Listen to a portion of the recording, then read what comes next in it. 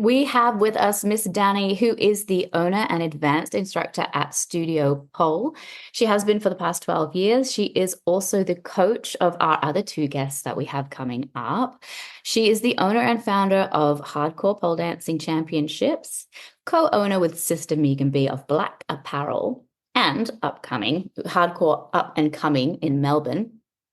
She's judged pole comps all around Australia and is an extremely experienced both competitor, coach, and pole dancer. So we're really excited to have her here today.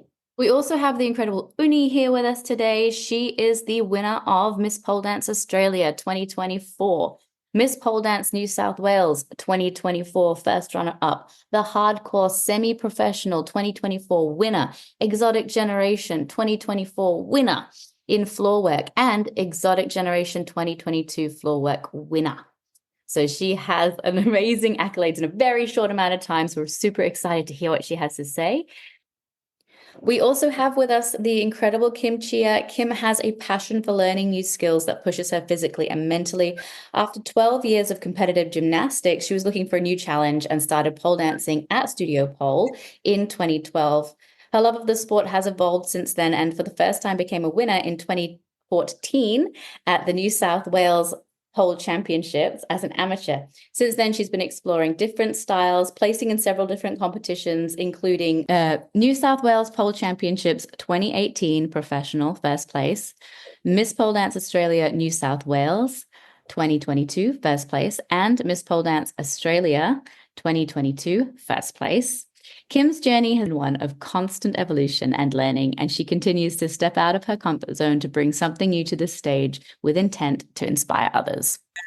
Would you feel pressure to win again, though, or are you happy just to perform? I'm just happy to perform. Yeah, that's good. Yeah, because I can see the progress in my artistry, in my dance style. Like, it keeps evolving because I also take other dance classes. Like, I'll do crumping, I'll be taking heels dance classes, I'll be taking jazz classes, because I want to keep evolving my dance style and I want to see what I can do with that for my next routine. What's crumping?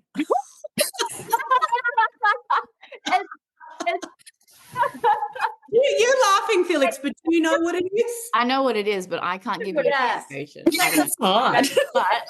We have a video. So I would like a small demo. We need to show Unni, we need to show Elle what crumping is. Can you give her show me? So it's like an expression. So you use your hands. So what I've taught, you express yourself with your hands. That one for you. That's what I feel like doing daily. Yeah. I mean, I guess. Does that count? I can definitely do that. Okay, so you're using. Communicate mostly with your hands. Right. Yeah, and it's a very angry. You should crump now. Yeah. There's a lot of isolation. There's a lot of It's a lot on expressing yourself. Yeah, through anger. And a lot of it's very emotional. It's a very expressive dance with your hands. Have you got any of this on your Instagram? I post a lot on my stories with my crumping. Yeah. You're going to have to send me a clip so I can edit it and show the people what it is.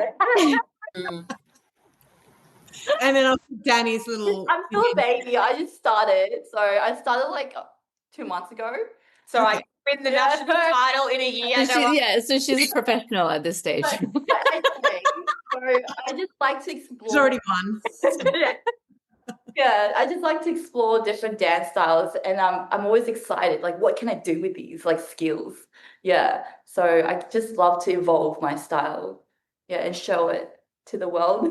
Yeah. Actually, do you get nervous, Yenna? Not really. Myself, yeah. Oh yeah, she does. Every time she's going to run through, it's like. I'm not even kidding. I turned into a gorilla. Like, my ancestors are just coming back at me. Yeah. She psychs herself up. It's great. Yeah. What about you, Kim? I feel like I have weird rituals. I think if I'm going to do my first run, it's always like grip up the pole. After I've gripped up the pole, I just have to clap, and then there's a cloud of grip, and I'm like, right, I'm ready.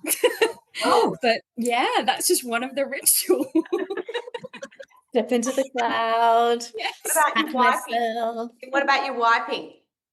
Oh yeah, I'm such a nervous wiper. It's really bad. And I noticed that my students started doing it too. So it does nothing to the pole. Doesn't improve the grip at all. But like after you've wiped the pole, I don't have any method, nothing. I'm just literally wiping the pole like this. Just to be like, yep, it's grippy. Like I can grip Pole, onto does this it make pole. that noise? Yeah.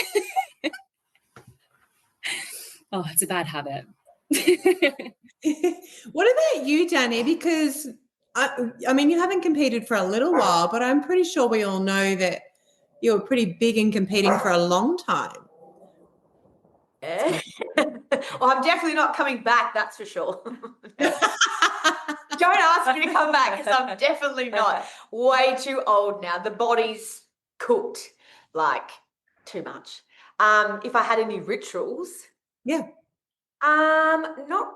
Oh, actually, one thing I used to always do before I used to compete is handstand backstage. For me, Really? handstands were quite relaxing for me, and it was a quick way just to kind of get the shoulders going again. But I think from all my years of competing in gymnastics, you kind of learn how to handle your nerves. Like definitely still nervous, when I would compete, which is so normal. But I think over the years you get better and better at sort of managing and doing certain things, even if they're silly things like wearing the same G-string that you compete in, or like eating the same foods on the day, or listening to a particular song like a ramp up hype song. You kind of have your little things that they might not really mean anything, but mentally they mean a heap of things to you. And I think that's kind of what has helped me, just the same sort of little rituals. But yeah, handstands before I go on is definitely a thing for me. Wow, what a thing. I don't think everyone knows, because obviously, you haven't competed for a little bit, but can you tell us, because you were actually a really big competitor not that long ago.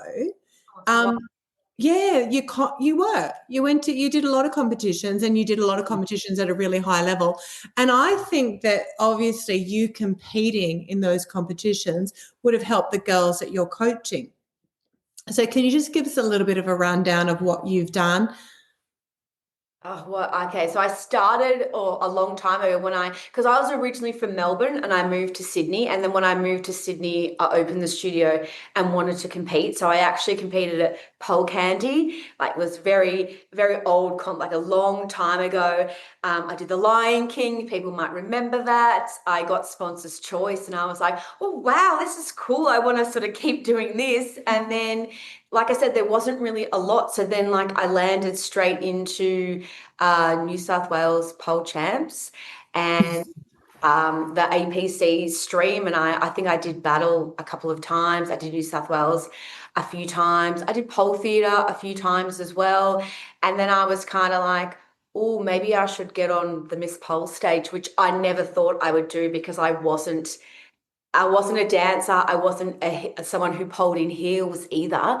So that was a challenge, something different for me. So I did Miss Pole New South Wales 3 times and Miss Pole Australia 3 times. And then I did Exogen once. And then I was kind of like, I'm old now. I need to have a child. That's not true. And my body was just like, I didn't know you did Exogen. Yeah, I did Exogeneration. The first time it was in Australia. Yeah. Melbourne. Yeah. Yeah, I remember everyone did it that year. That was a huge thing. So, I think I competed for about 10 years.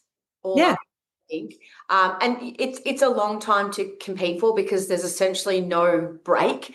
And, as you would know, Felix, especially, it's a massive toll on your body because it's very repetitive. And then when you're not training the actual routine, you're still training because you have to, upskill, you have to work on your dance, you have to work on, your strength training, your cross training. So it's kind of like it's yeah, it's a long time and it's very intense on the body. And I think like I started quite late with pole. Like I was already in my just like late 20s.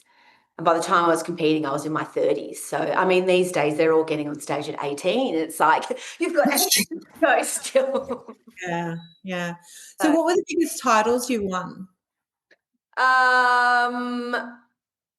Miss Pole New South Wales, I got third in my first Miss Pole New South Wales doing Barbie. I love that routine. Yeah. I love it. One of my favourite routines. It was cool, yeah.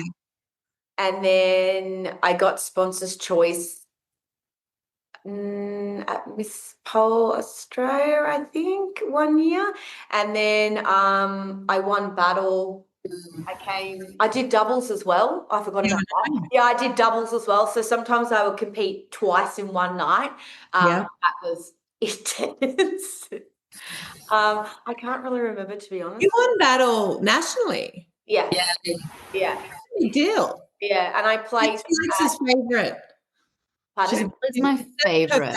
She loves Battle. My favorite. Yeah, that was pretty good. It's just like, just get out there, just do all your tricks. So Whip fun. out. I'm Yeah. always like beaming watching it. So I love it. It's my favorite. And it's about improvisation, which is my favorite. My favorite. Yeah, you were good at Battle. Yeah, Dani's such a good trickster. She killed it in Battle. Do it again. It's only 1 minute. It's 1 minute, Yeah, Dani. Dude, no, I can barely. No. I'm all right to do a few Instagram videos here and there. I've got people to coach now. No.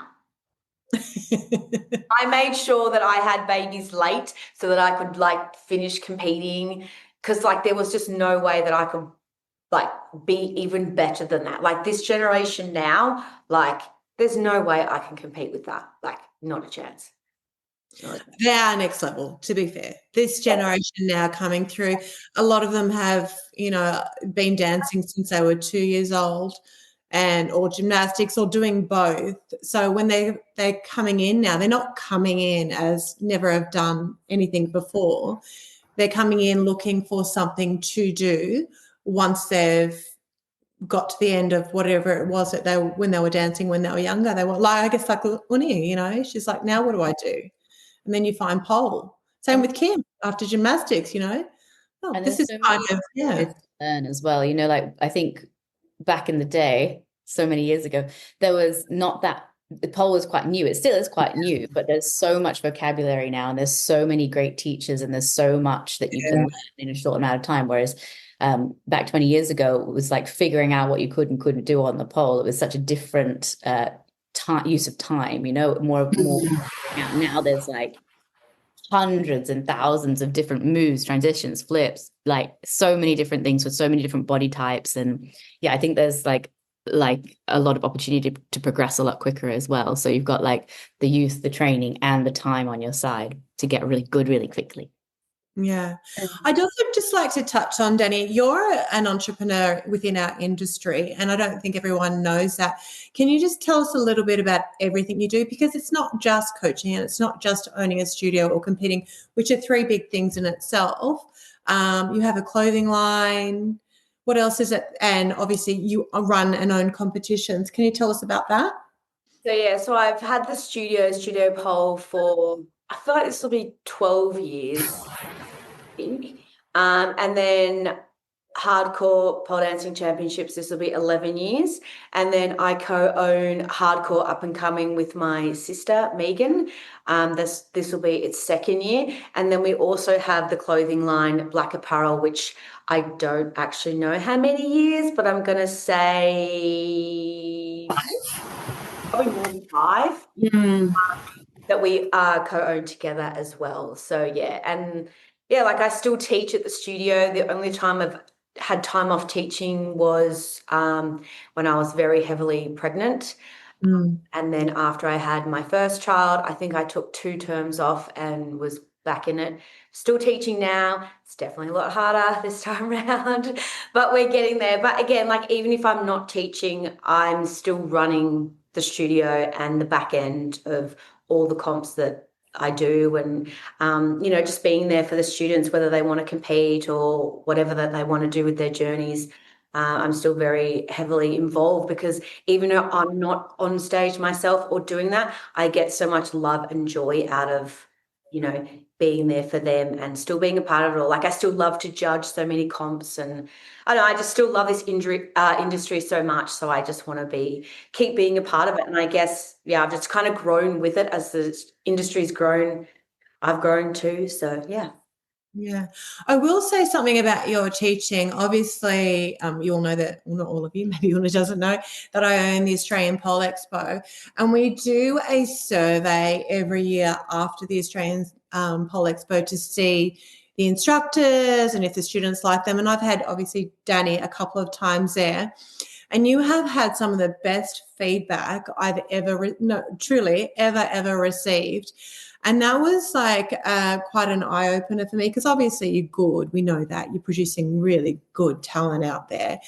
But the way you are with people and the way you explain things as a coach, as a teacher is really good. And I think that says a lot about you and why you're producing what you are at your studio. So, if people are in Sydney, go and get coached by Dani. Go and see her. Do you coach anyone outside of your studio? Yeah, I do coach people outside the studio, and I can do coaching online as well. So yes, we do offer it to anyone who wants the support. And I think now also coaching has become a lot bigger in pole as well. Like when I was first competing, I don't think anyone was coached by anyone. It was, you kind of just doing it on your own, or you might ask an instructor or a fellow, person that you're training with, but there was no real coaching thing. So I think for me as a competitor, not having that, especially because I had that all through my gymnastics career, the coach was at you all the time, helping you with everything at all times. I kind of missed that. So I think maybe that's why I, went deep into coaching some of my students and instructors or whoever wanted to be coached, because I kind of didn't have that. And there was a bit of a gap there where I think people can really benefit from having a coach. And also because I had done a lot of the comps too. So I kind of can relate to them a lot. Like I know how they're feeling as a competitor because I've been in their shoes. So I think it helps me see both sides, like not just being a coach, but being that competitor as well. So yeah.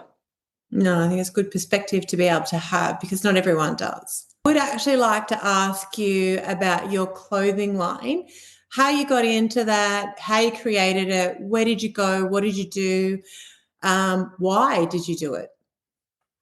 So Megan and I, obviously there's been so many pole brands over the years, and we're in the industry. So we're like, let's just try it. Let's just see what happens. And we knew somebody who we could get to make the clothing that was in Australia. They make leotards for gymnasts. So obviously gymnastics come back into it again. So we were kind of like, oh, let's just try and, create a brand together. So that's kind of what we did. It kind of evolved and it took off, and it's come in handy because we've been able to sponsor events and be a part of all the events in the community, which has been really good. But now it's kind of at the stage where we kind of don't have a lot of time for it now. So it's kind of like just sort of sitting on the side a little bit. So yeah, we're not really producing anything more. It's just more so trying to sell a lot of the things that we do have, because it ended up probably taking up more time than what we initially thought. And yeah, back then we didn't really have children or anything like that to consider. So it was a little bit easier to run it. But yeah, like it's still going on the side. But yeah, we Will it continue? So you'll just sort of wear that one like down, it won't keep going? Yeah, I don't think we've had no real big decisions, but if you do go to Hardcore next weekend, we will be having a Blaq store and we will be having 50% off. So if you are up for a bargain, which I know everyone loves a bargain, we're going to have 50% off everything because we do have a lot of stock. And I think we'll do the same thing with Hardcore up and coming in Melbourne. We'll have a big sale because, like I said, we have so much stock. So we're not producing anything more. Who knows? We might just put a hold on it for now and go back to it later. But yeah, at the moment, just trying to sell a lot of the stuff that we have. Yeah, well, that's great for anyone who wants to buy it. That's for sure. Who else have you got as a sponsor that people can shop with next weekend? So we've got pole Uggs. Pole Uggs are always there, and it's kind of perfect timing because it's getting into the frosty, freezing cold weather. So pole Uggs will be there to keep your feet nice and warm. We've got Pole Cruise, which will have a variety of brands at their stall. We have a new sponsor this year called BU. So they've got some beautiful pole dancing clothes that you can come and have a look at. There's also Blaq apparel, and then we're going to have Pole Physics and X Pole will also be there. Nice. Yeah, it's good variety for everyone to go shopping. Yeah, always got to go shopping. We do that well as women, don't we? Yeah. We do that well. Is there anything that you guys would like to say to maybe people who either are seeking a coach or haven't been coached before or thinking about competing, maybe just in the mindset of, I don't know how to go about it or what it looks like to be coached or how to do it? Like, do you have any advice or anything you'd like to say to people that are just sort of maybe just starting out? Who's going to go first? No, we don't. I feel like if competing is something that you are thinking about, I would definitely encourage you to give it a go. But I would also encourage you to, probably find a coach or someone who can help guide you through it all, because it is a roller coaster of a journey. There is, so much out there as well. There's so many different competitions, and not every competition is necessarily going to be suited to you and your style or what you want to achieve out of it as well. But I think if you're thinking about it, definitely give it a go, and then maybe after you do your first comp, you can then decide, hey, it's not for me, or I love that, give me more. But yeah, there's lots of other people that do online coaching as well, so I think it's definitely out there. So I think, I encourage people to definitely give it a go. I mean, even just in-house stuff, a lot of studios do in-house comps now, which is a great stepping stone and a great way to just kind of have a go and see what it's all about. But it is definitely a roller coaster ride, and it definitely isn't easy. But at the same time, it's definitely, I feel, really rewarding at the end of it. I think for me, maybe parting words of wisdom, maybe. I think it's kind of like every competition, when I look back on it, I'm like, it's allowed me to kind of like identify and figure out what my style was. So your first competition or your first routine you ever perform in front of people is like so daunting. So you've got to be kind to yourself as well and recognize that that's a huge achievement in itself. It's not easy to make that decision. It's not easy to prepare for it. And it's also not easy to actually do it on the actual day or night. But each time you do, and each time you challenge and push yourself out there is how you grow. So just expose yourself to it and enjoy it. Yeah. Nice. I can't see you.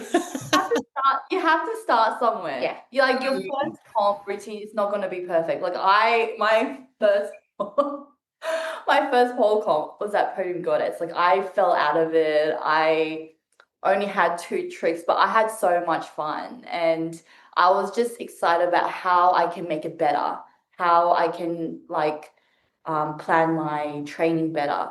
It will help you plan for the next comp, and then after that comp you can plan even better. It's just about progressing and having supportive friends around you, because just be surrounded by your community. Don't train by yourself.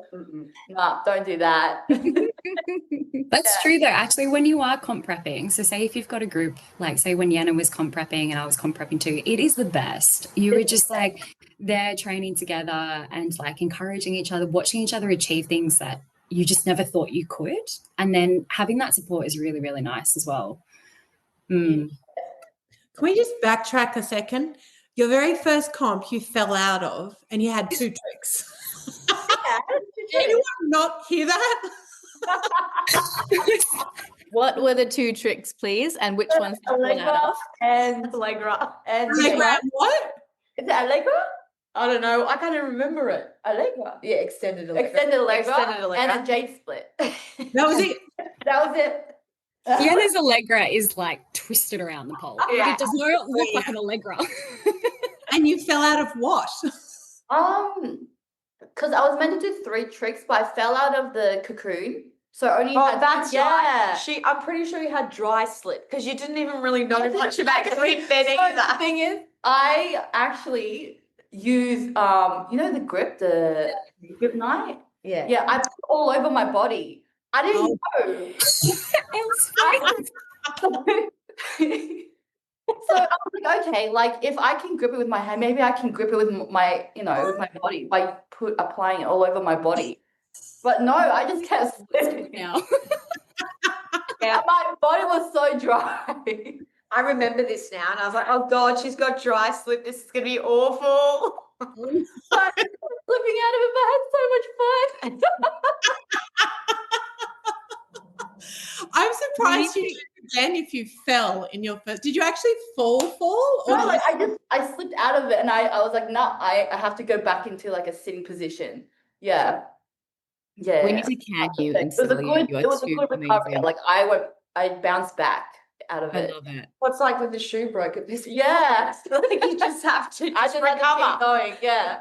How do you, what is your process if something doesn't go right on stage? Like, what does your brain do? Do you like go, what happens? Oh, honestly, like I think if you want to perform, it's always good to have to practice freestyling. Yeah, I think freestyling is the best skill to have when you're performing because you have to expect the unexpected. So you can freestyle on the spot. You need to like slow down when you're freestyling so you can listen to the music of where you're up to. Yeah, and then continue on for what you've choreographed. did it phase you, or you were just like, oh, whatever, let's just keep going? Yeah, I was like, oh shit, here we go. Freestyling. And then I'm listening to the music and I'm like, okay, all right. And then I just jump back into it. Yeah. Very good. Well done. I feel like that comes from years and years experience with her dancing and performing. It's a true professional, just knows how to just keep on going. Because if that was me, I would have stood there and probably had a meltdown or a blackout. Fuck. Like, Yeah. Look, over the years and 1 million years of us being in it, I've seen people walk off the stage when they've made a mistake. Like in a national comp, walk off the stage. Like, nah, we're done. So, like freestyling, you have to practice it. Yeah. And I think Yeah. no one knows what it's supposed to look like too, right? Unless it's your coach Exactly. or your friends. Like no one has any ideas. You just got to keep running with it. yeah. Even your coach, we don't remember every single thing. Do you know what I mean? Yeah, that's what Daddy does. I know. I'm like, that was a part of the choreography. You always freestyles at the end. Oh yeah, I always freestyle. Always. I always fuck up the. Sorry, am I allowed? Yeah, you can. Like, I just mess up the ending. I don't know why. I don't know how. I always mess it up. I always manage to make it look like it's part of the routine because I just keep going. It's staying in character.